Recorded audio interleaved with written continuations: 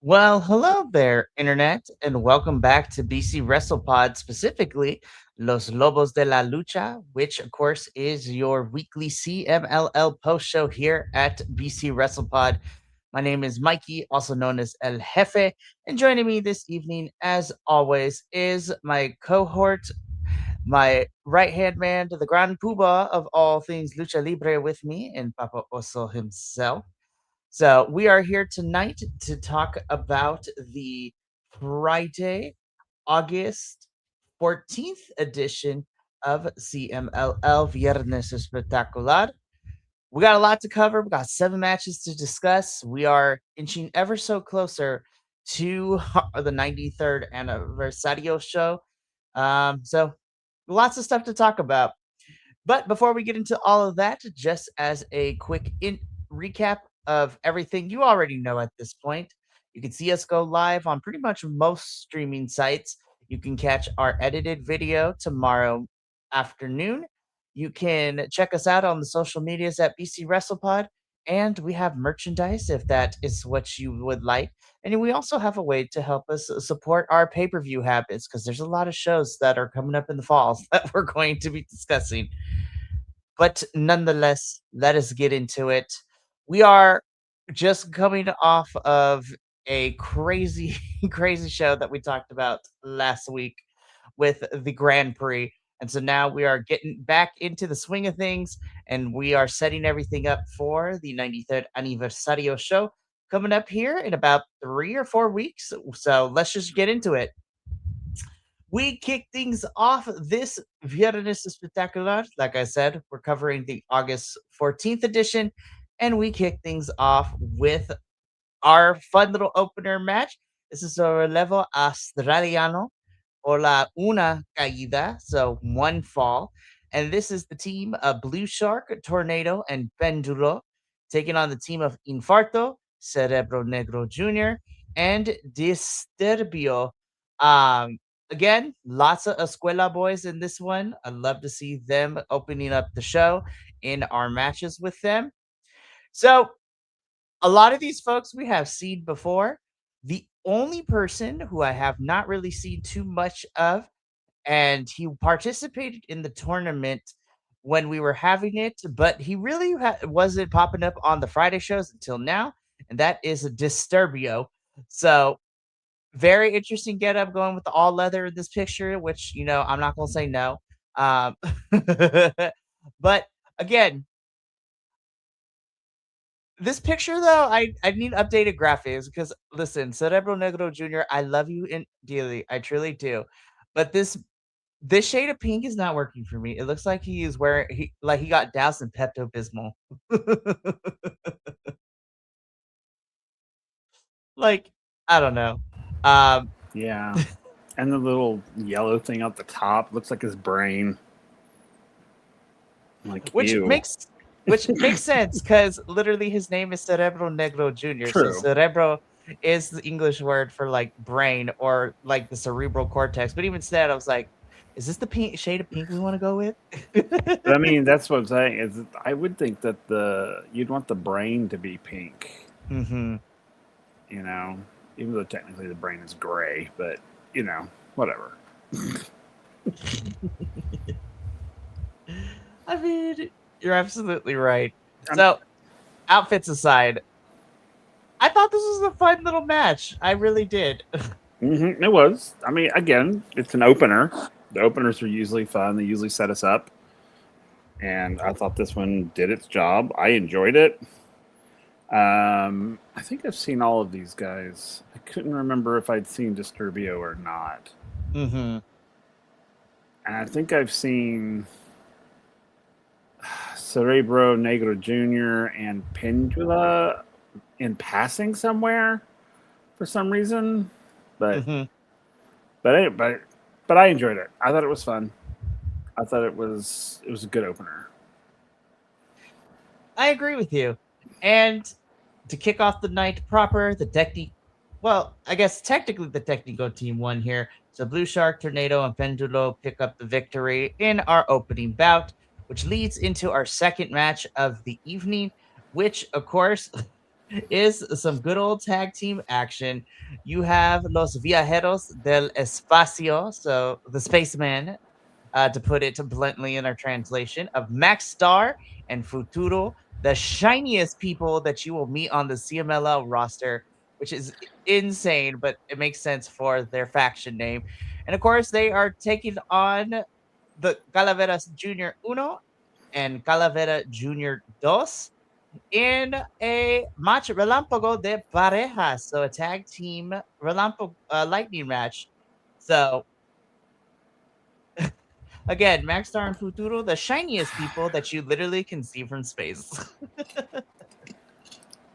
And this picture you have with Max Star and that weird smile of his in this picture, I'm just like, ew. Ew. It's like, I'm just like, ugh. I don't know. I can't. This face tells me he who smelt it dealt it. Exactly. He's like, ugh, I have to poop. But getting back to the seriousness, I love these tag team Renampago matches. I love this. And I'm so glad that it wasn't just like a one-off, like, oh, we're going to do this once and then we're going to move on. I really like that this is becoming a sort of normal thing. And I love it. I just think it's so cool. I just love it. Well, it adds more gravitas to the tag team matches that we get because they only have the 15 minutes to pin or submit their opponents. So, you have only that time limit to get what you need to in order to win. So, yeah, and it adds that sort of tension to it. I love it. I think it's great. Because I love the Relampago matches in general, the 15-minute matches, but I really love these tag team ones. It's just so cool. Oh, absolutely. It just adds that sense of, oh God. There's something about adding a sense of urgency to any wrestling match that gives the stakes a little bit more. And again, even though this was just a tag team Relámpago match, that 15-minute timer adds the sense of urgency like the regular Relámpago matches do. So it's really nice to see that not only can we see the urgency with the singles types of matches for this kind of match type, but now with the tag team ones, and it seems to be doing well. I really enjoy, like you said, I really like that they didn't just do it once and then that was it. It's consistently they're making it a regular part of the Friday shows. Yep. I love it. I do too. So again, this was a really fun match. The Calaveras are the ones to pick up the victory here against our very shiny spacemen. So moving on though into our next bout. This is where we get our Amazonas action of the week, which we see again. Loved it. Fantastic. We have the team of Tessa Blanchard and representing, the international UK promotion. We have Mrs. Johnny Robbie, and they are taking on the team of Persephone, and of course, my girl, love her to death, Miss Reina Isis. I was just like, good God. Right. But can I just say that one, this of course Amazonas match always never disappoints. But can I just, and I love Miss Reina Isis and Johnny Roby were great, but I'm ready for Tessa and Persephone to just destroy one another. Right. Again, but go harder. Yeah. I want there to be like blood, like in the Mystico MJ whatever. Right. I want blood. I mean, it just, it feels, this Persephone and Tessa Blanchard thing just feels like the only way it's gonna end is with blood. And I think that's what we need. I really do. I think it needs to get messy and bloody. it's going to be very interesting for sure because, like, we know CMLL rarely does blood, and the only time they've really done it, well, they did it during the Mystico and MJF match, and so that was insane to see how much Mystico bled So good. during It was that so match. good though. I feel 100%. horrible, but I was like, God, this is amazing. And so we're continuing to see this Ah, feud between Tessa and Persephone just continue to escalate. So we are a couple weeks out from Aniversario, so it's going to be interesting to see whether or not CMLL will put these two once again on the card. Because again, not to say that the other girls, anytime that these two square off against each other on opposite ends, whether it's tag team or trios matches, but of course, the main story is Tessa and Persephone just fighting and feuding with each other. Everybody else is cannon fodder, and I mean that in the best way possible. So I don't know. We'll see if they get added to the Aniversario card. But again, Relevo Sencillo, one una caída, one fall, just going hard in the paint, as the kids say, with Tessa and Johnny picking up the victory here against Persephone and Reina Isis. Great stuff all around, and just continuing to build the Amazonas division and giving us a really long term feud, which I appreciate and I love nonetheless. So now we leave the Amazonas, unfortunately, but I do have to say this next match was also really good too. I mm. really enjoyed this one. So this is a Relevo Australiano match, and this saw the team of Neon, Shelhua, and Brillante Jr. taking on the team of Utani, Guerrero Maya Jr., and El Cobarde, who is missing his Sharpie eyebrows because they updated his picture. This is I so was like, funny. so really quickly though, because we were talking about the Amazonas, I have it in my notes. And before we talk about this match, I want to just give a shout out to our girl, Miss Olympia. I may or may not have fangirled earlier this week in the fact that she found our videos on Instagram talking about how great she is, and she liked a couple of them. And so immediately we had to follow her because what? Yes, Queen, love you, Queen behavior. Hmm. I to give a little bit of some context. So when this was all happening, I'm like in the middle of preparing story time real quick, and then we'll get back to this match. I was preparing for the school year to start, which started today. So today was first day with students, but this whole last week I've been getting the classroom ready, making sure I have semblance of an idea of what I'm going to do. And then as I'm also doing our social media for BC Wrestle Pod, I see a couple of people liking our videos. And so the Instagram name, I was like, I don't recognize this. So when I clicked on the profile, it was her Olympia's like government name, but then it's like Olympia, CMLL wrestler. I'm like, okay, I had to go so back to my classroom because I was in the hallway. I was like, we're not gonna do this in public. Closed the door and started fangirling. I was like, and then, of course, immediately I was like, Will, you won't believe what happened. He's like, what? I was like, Olympia liked her stuff. I'm kind of losing my mind right now. And I was like, shut the fuck up. I was like, If you could see our text messages, that is exactly what he said to me. I did. I was like, I read your message and I was like, shut up. No way. No way. Listen, Wow. it is really hard. I can't speak for Papa also, but it's really hard for me to lose my absolute mind, like to be starstruck and like Hmm. fangirl over things. This is one of those moments for me. I'm like, oh my gosh, yes. Yep. Oh no, absolutely. This was like, yeah. I mean, because we love us some Miss Olympia up in this house. We really do. So shout out Olympia for liking our stuff. I love her. We love Will Papa also loves her. We collectively all love her. She is fantastic stuff. Um we just need one more in the trifecta. I actually would die happy if Persephone ever found our Ooh, stuff. don't tease me. I think we 'Cause- can.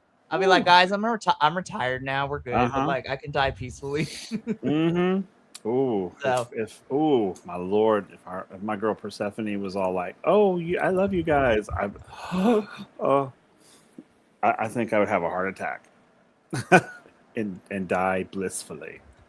like we can expire peacefully. Like that's a wrap. Like my life goals have been Yep. accomplished. But Final in all bell thing. yes, exactly. But shout out to Olympia, and then before that, of course, we've talked about like a couple shows ago. Shout out to Dragon Rojo Jr. as well. So Olympia is the second CMLL wrestler to find our stuff.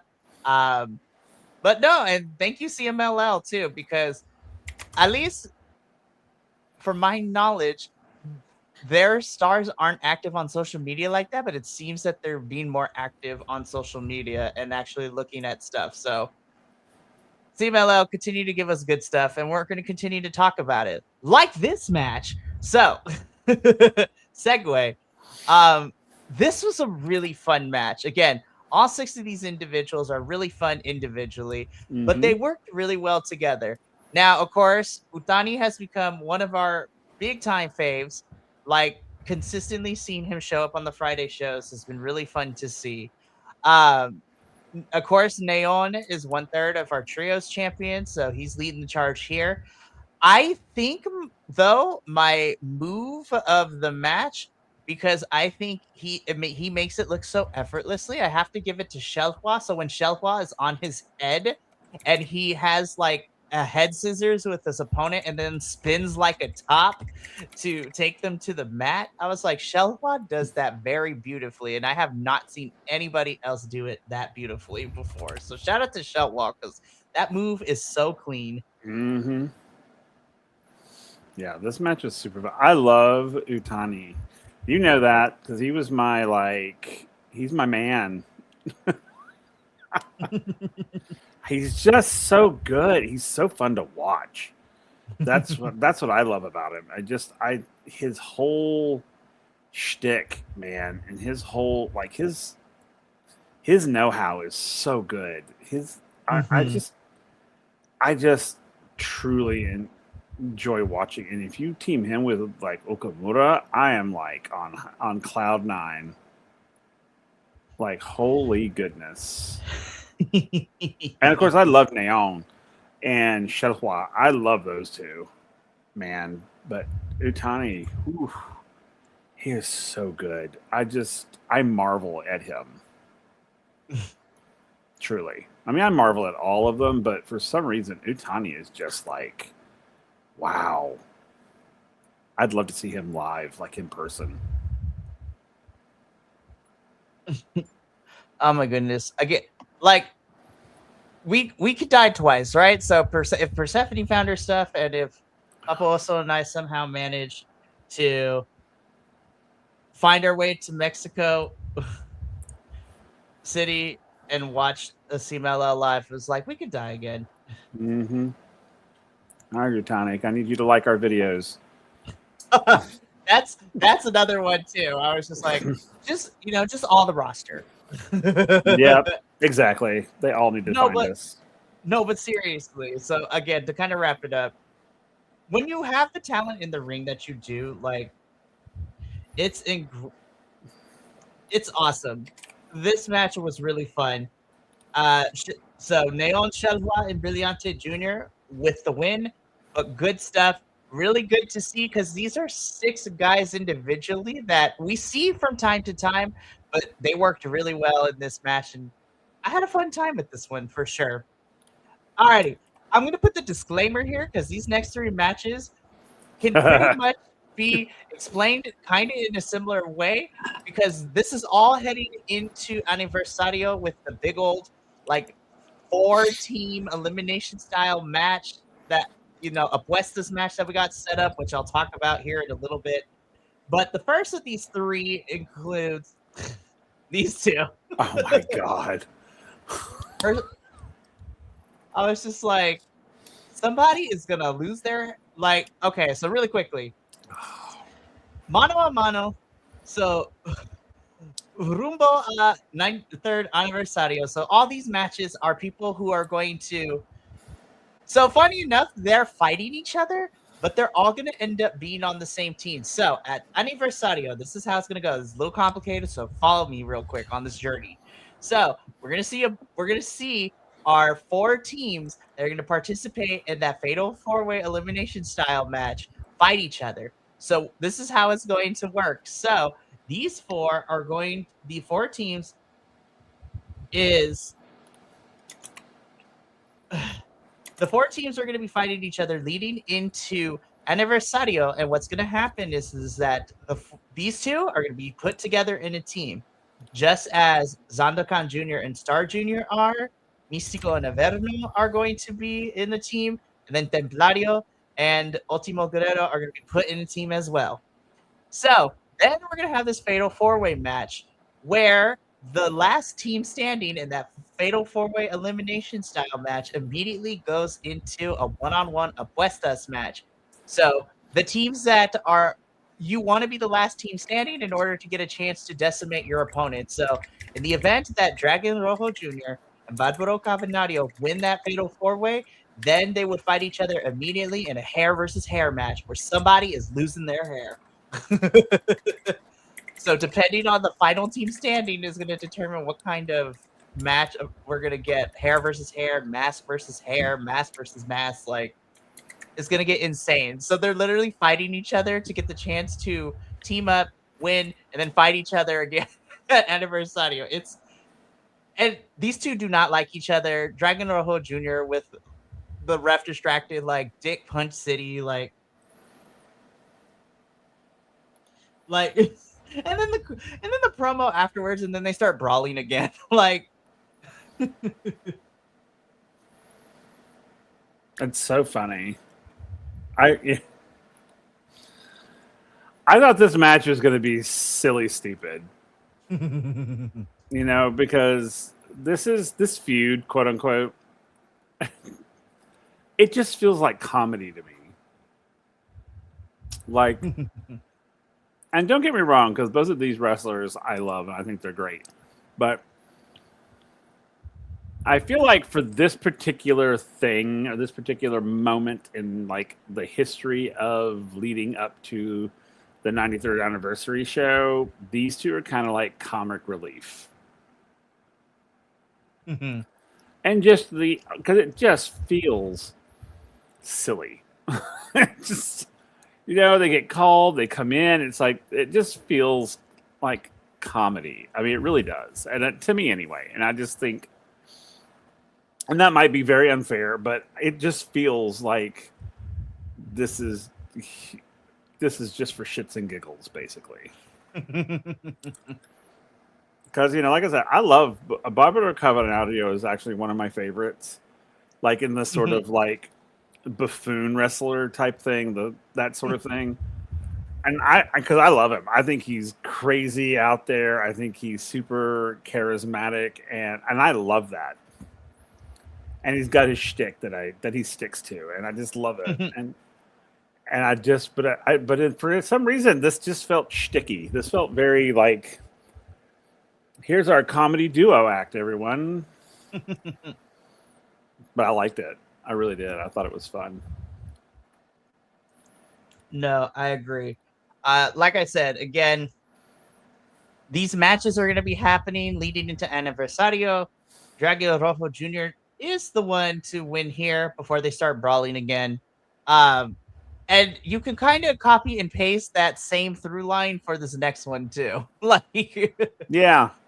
Now this one though, Star Jr. I know fashion is not the thing we talk about because we talk about the wrestling, but I had questions. I had serious questions. I was just like, what in hair metal is this? Like the black and the headband is what killed me. I was like, in the words of in Living Color, hated it.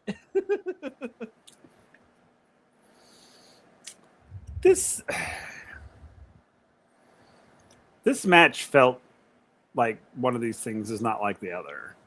Right. And it's not that I hated it, because, I like both of these guys. But I didn't understand it. Like in the scheme of things, I I'm even in the previous match. I didn't really understand the necessity of it. Mm-hmm. I enjoyed watching it because I love all of the luchas. So I'm like, you put them in front of me, I'm going to watch them. But it was like this one and the one and the Barbara Carbonario, and I just was like,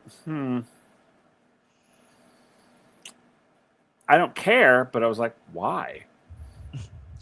I feel like of all the 4 teams participating in that fatal 4-way at Aniversario, this is the one that, like, at least from what we've seen in recent developments, has been kind of like the most fast tracked and the ones that I have the most questions on. Yeah.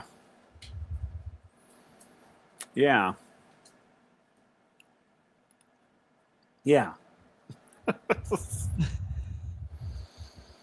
100%. But I will say, I will never get tired of the Zandakan Jr. I'm gonna put this pirate flag over you and then beat you up like Yeah. Spot. That always kills me. I love it. So this is going to be fun. So Yeah. That is one of my favorite parts, though. I do like when he puts the flag over them and then stomps them to death, basically. so yeah, but like I said, this is the only pairing that I was like, we kind of fast track this. I don't hate it. I really don't. No. But at the same time, I'm like, Yeah. okay. Yeah, that's it. It felt a little too fast. Like this rivalry or whatever you want to call it. It felt like I literally was like, wait, where did this come from? I mean, I know we saw rumblings and grumblings, but I really do feel like we went from 0 to 60 in very, very quick, like in 0.2 seconds. I mean, it was like, okay. I mean, I'm not going to complain like about it. I like it. I think it's a great feud or whatever you want to call it. But it felt kind of, you are now feuding. And fight. Yep. Yep. So, I mean, more to come later. Zandokan wins this encounter, which leads us into our main event. And need we say more? Oh my God. Oh my God. I have, in a weird way, I have Mr. Verno just being an absolute dick on my screen. Yes, which is his thing, which I love. That's the thing I love about Averno is that he's a dick. I mean, and he's gonna dick punch you. I mean, it's just that kind of guy. He's like, it's like he's like on it before the damn bell rings or the thing goes off. I mean, it's like he's a dick. I mean, he is. I love him for it. And especially when Mystico is involved. Holy goodness. Does he is he a dick 10 times over? And I just love it. I just, it's like, he's like, okay, I'm the bad dude. But then Mystico gets at it and he's like, oh, I'm the villain. I'm literally about to mess you up. And these two never disappoint. No, That's what I love about it. Because I was like, this is going to be good. It could have been for 5 minutes. It could have been for an hour. It would have been like on, no matter what. I love it when these two get in the ring together. God, I love it. Oh, absolutely. It is a great time together. And again, there's no love lost between these two. They also, again, in CMLL, like a lot of these feuds can span generations, and they kind of have. So Mystico would win this one, but again, it's going to be very interesting to see what happens come the next couple of weeks as we head into Aniversario. But that takes care of our Friday post-show discussion. But let's preview what this Friday is going to give us, because I kid you not, I had to shrink this text to the smallest size possible to fit on this slide because there are so many people involved in this match. So let's just get through it really quickly.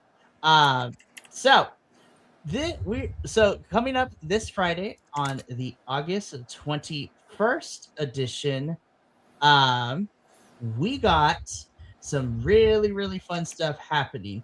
So kicking things off, we have a Relampogo match, which is going to be Blue Shark versus Troglodita.